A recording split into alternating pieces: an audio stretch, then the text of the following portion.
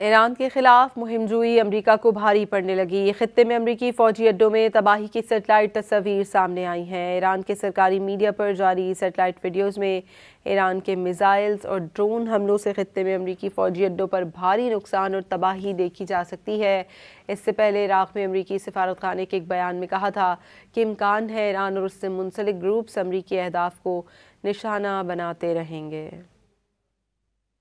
ایران کے خلاف مہم جوئی امریکہ کو بھاری پڑنے لگی۔ خطے میں امریکی فوجی اڈوں میں تباہی کی سیٹلائٹ تصاویر سامنے آئی ہیں۔ ایران کے سرکاری میڈیا پر جاری سیٹلائٹ ویڈیوز میں ایران کے میزائلز اور ڈرون حملوں سے خطے میں امریکی فوجی اڈوں پر بھاری نقصان اور تباہی دیکھی جا سکتی ہے۔